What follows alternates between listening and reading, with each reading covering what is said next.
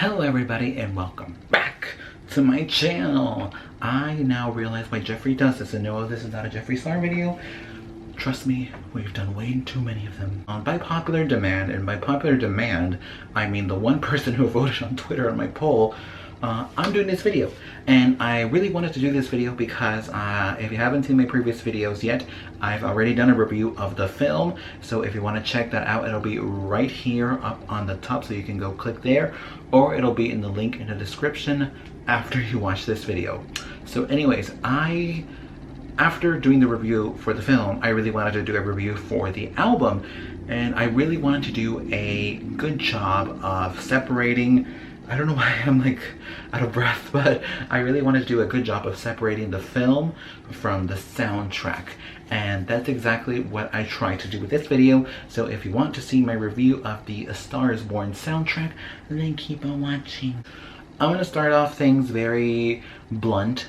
It's tough to divide this soundtrack from the film, because if you purchase the soundtrack on iTunes or on Target or wherever you buy your music, dialogue from the film is included in the soundtrack, and I think that was an incredibly smart move to make.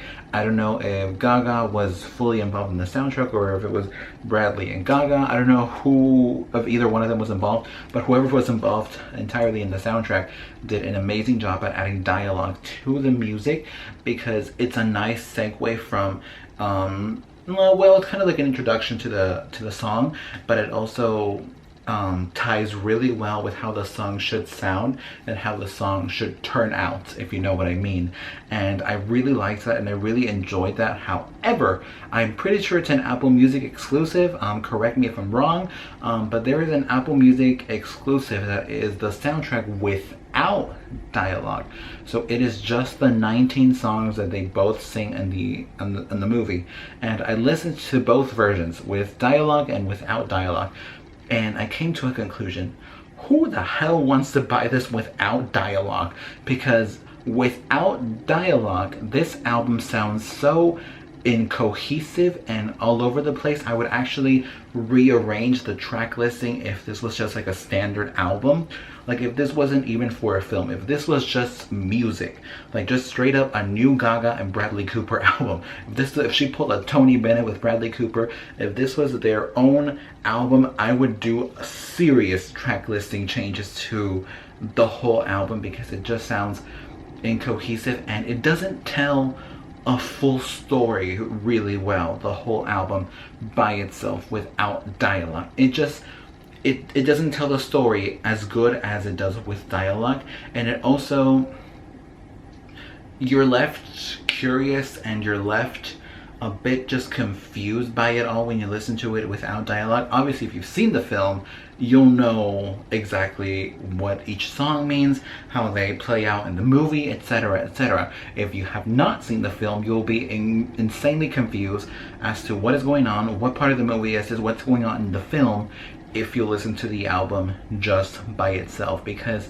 I think a lot of the songs in this album, not all of them, but just a lot of them, don't tell you what's going on in the film. They don't tell you what's going on lyrics wise. Sound wise, I guess they do, but lyric wise, they don't tell you truly what's going on in the film by themselves. So I would definitely do a lot of track listing changes. I would keep Black Eyes and I'll Never Love Again as the first and final song of the album, but I would do major switchings and flippings and rearrangings to all of the songs in between to make it sound like an actual album. The music itself, I actually really like Bradley Cooper's music in this film. Especially I like the fact that he wrote the songs himself for the film, yet he's not like an actual songwriter, he's not an actual singer, he's only an actor. He's an Oscar nominated actor. Did he win? I'm so dumb. I don't even know if he won. Give me one moment. Let me check if Bradley Cooper won an Oscar. Oh, okay, he has not won an Oscar. Okay, well, he's gonna win one this time. Hell, through all of the work in the film, he's a director, he's a producer, he's an actor, he's a singer, he's a songwriter in the film. Like, it's insane how much work he's truly put into this film. He's also a writer, by the way, in the film, so 6 things, like, that's insane. He's gonna win the Oscar. I do think he's gonna win the Oscar because, I mean, like, he tops everyone by a lot. Like, and this is not an album review, this is not an Oscars prediction. I mean, this is an album review. It's not a movie review and it's not an Oscars prediction, but he tops it off really well. The music he does is very, it sounds a lot like it's written by somebody who has a lot of experience in songwriting, which I am very impressed by. Like, first of all, I'm really impressed with his singing voice because it's beautiful. Like, that's the one word that I can only think of. It's a beautiful voice. I love his voice in these songs, and also the songwriting overall in his music it sounds like somebody who knows how to compose a song, who knows how to arrange lyrics, who knows what type of rhyming techniques there are, and also who knows how to just truly write a good song. And that's what I like. And I actually listen to his music like on itself, like not even the whole album. I just listen to like the Bradley Cooper songs on themselves. The songs Gaga wrote, obviously Gaga is an impeccable songwriter. She's an incredible songwriter. She knows what she's doing. She knows exactly, she's aware of what she's writing about, and she knows what she's writing about very clear as day. And that's why I'm so in love with her songwriting, because it's amazing.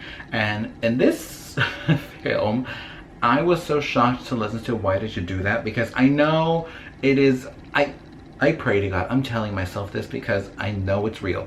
She intentionally wrote an awful pop song. I hope that is the case, because I mean, it plays well with the, if you've seen the film, it plays well with the film that this is a god-awful pop song. Like, it's horrible, but I know that the gays in West Hollywood are going to be popping their pussy to this song, so it's horrible, but they're gonna be, I should probably not even say that. Aside from What Did You Do That, I think the other songs that Gaga wrote for this album are amazing as well, and they truly do deserve the amount of recognition they're getting, especially on iTunes. I think a Twitter account said that it's the first time this entire year that there is no rappers at all like in the top 10 spots on iTunes. It's nice to see a breath of fresh air within the iTunes charts. However, this is not about charts, this is about the music.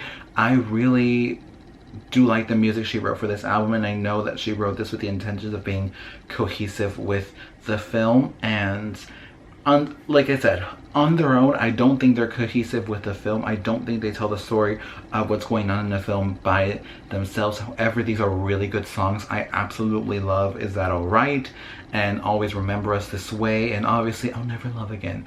Obviously, I will forever have such a connection with that song. I will forever have such a beautiful connection with that song, and just such a moving moment hearing that song for the first time a year and a half ago. So I will always have a special place in my heart for that song. In regards to the pop songs that she wrote, I love Hair, Body, Face and Heal Me. Again, Why Did You Do That? I cannot even listen to that song entirely because I just don't like it. I just don't like Why Did You Do That? I think it's the worst song, but it's intentionally the worst song. That's what I'm trying to tell myself. It's intentionally the worst song. I've also been seeing a lot of comments on Twitter, because I dive real deep in Twitter, that a lot of people think that the music that she's been writing for A Star Is Born will correlate with the music she's writing for her next album, which I'm pretty sure is coming a lot sooner than most people think. I don't know anything, or do I? But just saying. A lot of people think that it's gonna sound like that. I don't think so. This music was written about a year ago. I think she's moved on from that songwriting wise and sonically and music wise. So I don't think the music in her next album will sound anything like the music in A Star Is Born. However, I do expect her. I expect her to belch her little lungs out in I'll Never Love Again at the tour in Vegas. I expect her to belt her little lungs out in that song for the jazz standard show and for the Enigma show. I expect her to do that, and I expect her to play the piano too. Oh my god. By the way, I'm possibly going to her Vegas shows. I say possibly because I have not purchased a ticket yet, and also I don't live near Vegas. I live 5 hours away from Vegas, so it's a bit of a conundrum. Buy a plane ticket, go on a road trip, buy a plane ticket, go on a road trip. I don't know. Let me know what I should do in the comment section down below. Also, I have to include this. I really do believe that some of the songs, I don't think, do they nominate soundtracks in the Grammys? I think they do nominate soundtracks for the Grammys. I think this song might just get, this album might just get a Grammy because it's that good. I know that it's 34 songs, but out of those 34 songs, only 19 of them are actual songs.